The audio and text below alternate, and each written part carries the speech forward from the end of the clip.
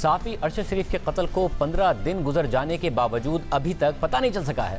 کہ ارشد شریف کو کیوں اور کس کے کہنے پر قتل کیا گیا۔ اس پر اب مزید سوالات اٹھ رہے ہیں۔ اس حوالے سے آج 2 اہم پیش رفت سامنے آئی ہیں۔ ارشد شریف کے قتل کی تحقیقات کے لیے بنائی گئی تحقیقاتی ٹیم کینیا سے انکوائری مکمل کرنے کے بعد آج پاکستان واپس آ گئی ہے، جبکہ دوسری طرف ارشد شریف کی والدہ کی جانب سے وزیر اعظم کے بنائے گئے انکوائری کمیشن پر عدم اعتماد کے بعد آج وزیر اعظم نے چیف جسٹس عمر عطا بندیال سے تحقیقات کے لیے جوڈیشل کمیشن بنانے کی درخواست کر دی ہے۔ شہباز شریف نے چیف جسٹس سے درخواست کی ہے کہ سپریم کورٹ کے تمام دستیاب جج صاحبان پر مشتمل کمیشن بنایا جائے جو ان سوالات پر خصوصاً غور کر سکتا ہے کہ ارشد شریف نے اگست 2022 میں بیرون ملک جانے کے لیے کیا طریقہ کار اپنایا، ارشد شریف کی بیرون ملک روانگی میں کس نے سہولت کاری کی، کیا کسی قانون نافذ کرنے والے ادارے یا کسی وفاقی یا صوبائی انتظامیہ کو ارشد شریف کی جان کو خطرے کی دھمکیوں کے بارے میں معلوم تھا، اور اگر معلوم تھا تو انہوں نے اس خطرے سے نمٹنے کے لیے کیا اقدامات کیے، وہ کیا حالات اور وجوہات تھیں جس پر ارشد شریف متحدہ عرب امارات سے کینیا گئے، فائرنگ کے واقعے کی اصل حقیقت کیا ہے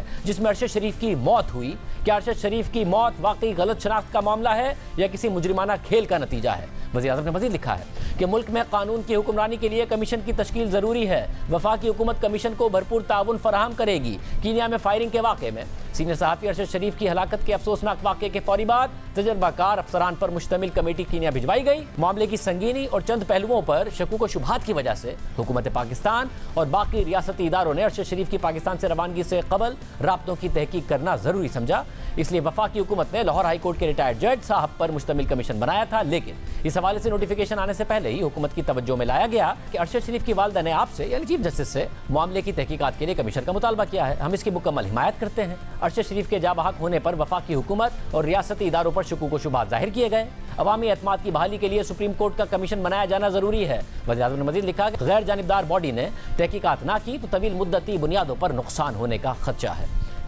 اور دوسری جانب ارشد شریف کے قتل کی ابتدائی انکوائری کے لیے بنائی گئی 2 رکنی تحقیقاتی ٹیم آج کینیا سے واپس آ گئی ہے۔ کمیٹی کی بریفنگ کے بعد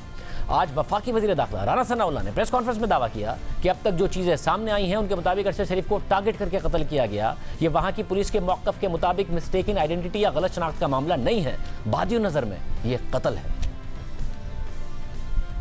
واپس آئی ہے، میں نے اس ٹیم سے بریفنگ دی ہے، میں نے اس ٹیم سے کہا ہے کہ وہ دبئی بھی جائیں، وہاں پہ جو چیزیں کنفرنٹ کرنا ضروری ہے ان کو بھی کریں۔ باقی اب تک کی جو انفارمیشن ہے اس میں پریما فشائی ہے ارشد شریف مرحوم کو جو ہے وہ قتل کیا گیا، یہ ایک ٹارگیٹڈ جو ہے وہ مرڈر تھا۔ مسٹیکن آئیڈینٹی کا جو معاملہ وہاں کی پولیس نے جو موقف اختیار کیا تھا وہ موقف جو ہے وہ ثابت نہیں ہوتا، اس میں بہت زیادہ شکوک و شبہات ہیں، اور اگر یہ مرڈر ہے جو کہ پریما فشائی معلوم ہوتا ہے کہ ہے، پھر اس میں 2 بندے جو ہیں وقار اور خرم یودھ کے دونوں بھائی ہیں، وہ پھر اس سے باہر نہیں ہیں، کسی قیمت پہ وہ باہر نہیں ہیں، ان کے بغیر یہ ممکن ہی نہیں ہے۔ باقی جو 2 ممبرز ٹیم جو وہاں پہ گئی تھی انہوں نے جو کنکلوژنز ڈرا کیے ہیں جن میں سے 2 کا میں نے ذکر کیا ہے، تو میں سمجھتا ہوں کہ وہ کافی حد تک جو ہے وہ ریزن بیسڈ ہے۔ وہاں پہ جو پولیس ہے اس پولیس کے متعلق بھی یہ چیزیں سامنے آئی ہیں کہ وہ